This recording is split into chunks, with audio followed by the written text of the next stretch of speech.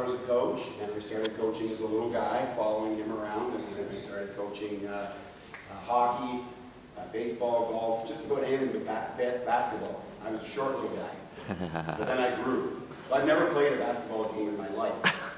But it was a tragic day in 1985 when my stepson lost both of his legs to a train accident. And that's what started me off in my career. That tragedy has led me to Nepal, which I am so happy to be here to talk to you today. So with that in mind, I worked really hard on my coaching craft. I mean, I'm here to talk about coaching, and it's like in 1988, that's when I started coaching the London Forest City Flyers. And I thought to myself, one day I want to go to the Paralympic Games. So some of these young coaches have asked me that same thing. What is your pathway? Well, your pathway is to work hard, okay, very hard.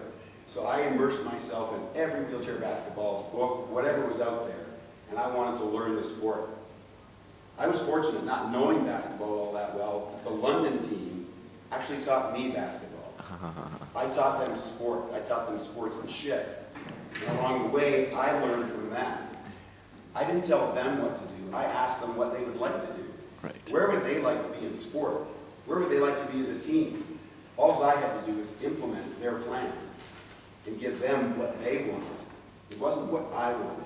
This is not about me or Mike or any of these people. It's all about the athlete, okay?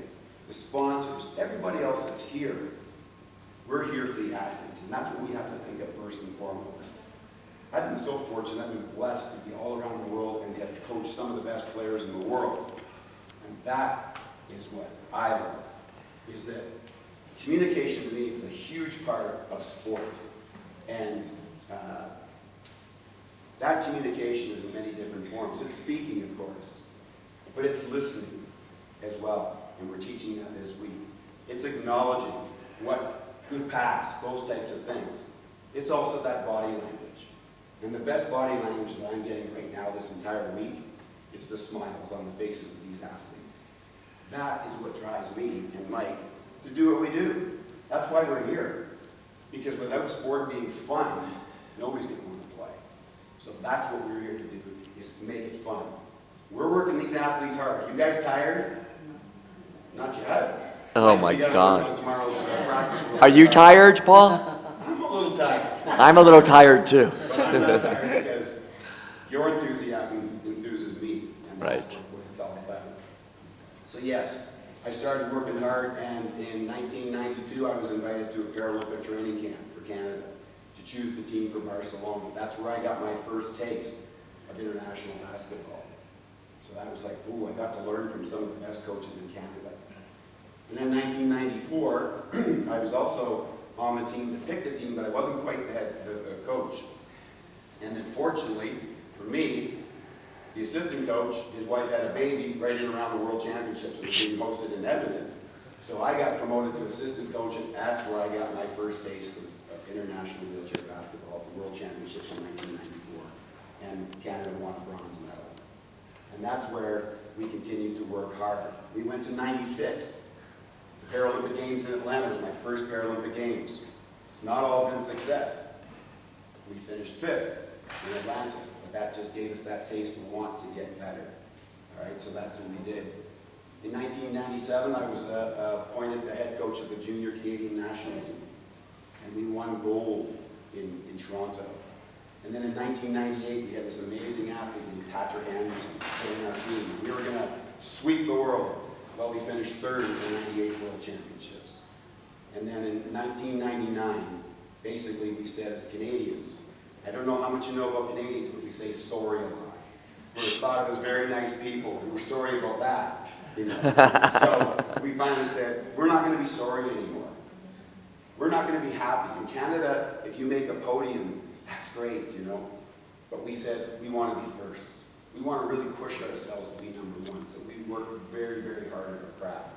And we became number one and won gold in Sydney. Okay? We thought we were pretty good. Well, guess what? We only came bronze 2 years later at the World Championships. But then in 2004, we won gold again. So they've had the list, but it wasn't because of the coaching, it was because of the team. and the team around us and the athletes that we inspired to be successful. You try to make other people around you successful, and you'll be successful. Right. This just fallen into my lap because I've had great players, but I've had a lot of failure as well. And I call failure that seed to a future success. So as long as you look at those failures, not as failures, but it's your first attempt to learn, in learning, that's what you have to think about. And just keep going forward. So, yeah, I had a great career with Team Canada, and Team Germany called me up, and then the Invictus Games called me up. And the Invictus Games is Prince Harry's initiative. And it's for ill and injured servicemen and women that have served their country, and right now they're dealing with PTSD. They're dealing with physical injuries as well as the invisible injury. And the invisible injury is the one that hurts, the PTSD. Some of these people haven't come out of their houses for 5 years, 3 years, they haven't seen family.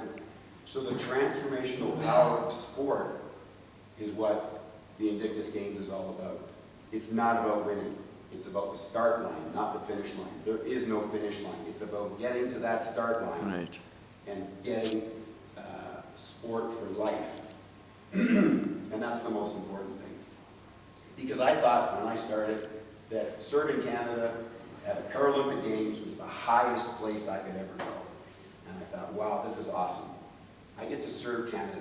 It was my dream in 1990 to make a Paralympic team, and I got there. But when I was asked to coach the Invictus Games, I realized that was the highest level I could serve.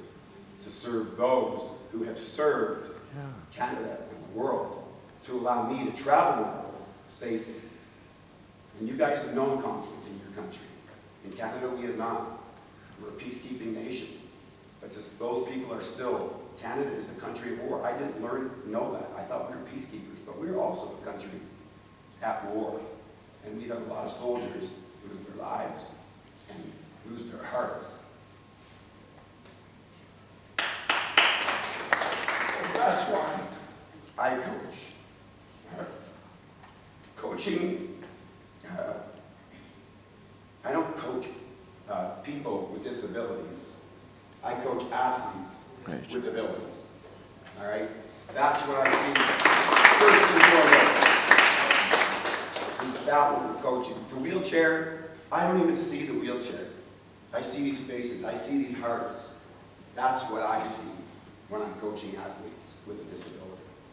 People ask me, is it any different than coaching athletes with that able body? I said, no. You push them just as hard. And that's what you want to do. So, you know, a coach can make others around them so much better. You know, a coach creates an environment for success, not for failure. All right? That's what we're here to do. Not everyone has that same ability. I'm telling you, you know, not everybody has that same ability, but everybody has that same skill to be successful at something that they're doing in wheelchair basketball. I've explained that this week. You might not be able to make the basket, but you can play defense, all right? You can be really good at that. I don't measure success by the scoreboard. I measure success by the smile on the faces and the number of people that keep coming back at us. I think that's one of the things that we can talk about is that our mission here in Nepal, and thanks to these great people, that this mission here in Nepal, when I first met Jess Mark a few years ago, I used to send him rules. I had no idea what it was about, who he was about, and he came to Toronto to do a speech for us, and I'm like, oh, you're Jess, and he's like, oh, you're Bosie. And so we met, and then he told me all about this amazing program, all about what the International Community Red Cross does, and it's like, wow, this, if I can help in any way, because I've gotten so much in my life that it would be ridiculous of me not to want to give back, and that's what I want to do is give back. So Nepal is my first mission to come here and to coach you guys wheelchair basketball. So when we showed up here last week, we came into the gym. We're going to have 26 athletes and 16 coaches, and we had one gym with 2 baskets. All right? In Canada, if I had that many athletes, I would have 4 gymnasiums and 6 16 baskets and we can work on a lot of different things, all right? But it's about adapting and overcoming, right? All right, there are no problems, there are only solutions, right, Jagadish? And we make solutions. So, I have watched these athletes come from just banging and crashing and going all over the place to now you're calling names, you're communicating, you're having fun, you're smiling. And a lot of times, and I told a couple of people this, you go to these camps and there's 20 people that start, and then it goes down to 19 and 15 and maybe 12 people finish the camp.